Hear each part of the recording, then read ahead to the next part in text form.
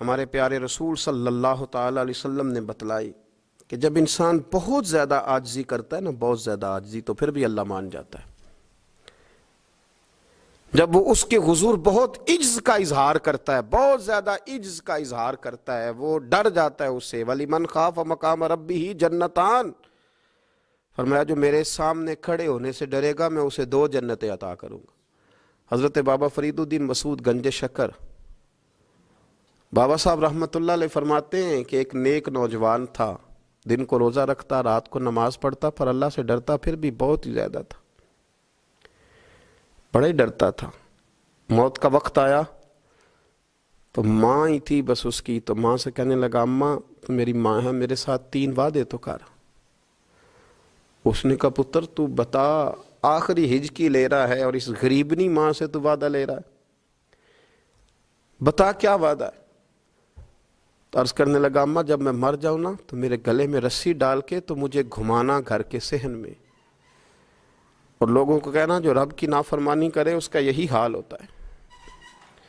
یہ اعلان کرنا جو اللہ کے نافرمان ہوں ان کا یہی اشر کیا جانا چاہیے۔ اور اماں پھر دوسرا وعدہ کر،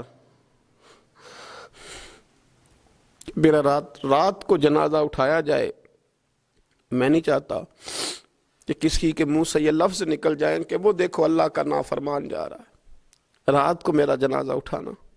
اور اماں تیسرا میرے ساتھ وعدہ کر کہ لوگ مجھے دفن کر کے آ جائیں گے تو میری قبر پہ چلی جائے گی، عمل میرے پاس کوئی نہیں، پر مجھے لگتا ہے ماں کے قدموں کی برکت سے عرش کا مالک بھی رحم فرمائے گا۔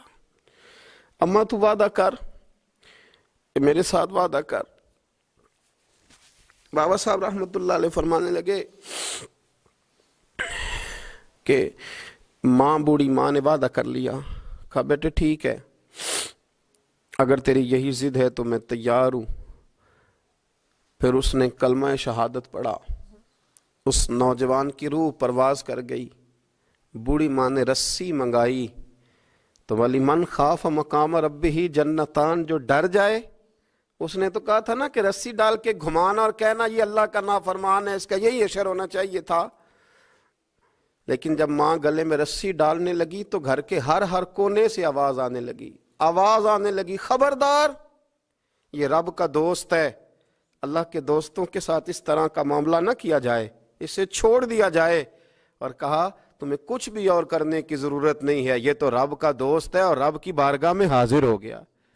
کچھ کوئی بندہ کہے گا کہ یہ تو ایک بابا فرید کا سنایا ہوا واقعہ ہے، سنیے، بخاری میں حدیث ہے، نبی پاک صلی اللہ علیہ وسلم نے فرمایا، حضرت ابو ہریرہ رضی اللہ تعالیٰ عنہ راوی ہیں، حضور فرماتے ہیں ایک شخص مرنے لگا تو اپنے بچوں سے کہنے لگا کہ میں جب مر جاؤں تو مجھے جلا دینا، اور پھر میرے جلے ہوئے وجود کو پیس دینا، پھر مجھے ہوا میں اڑا دینا۔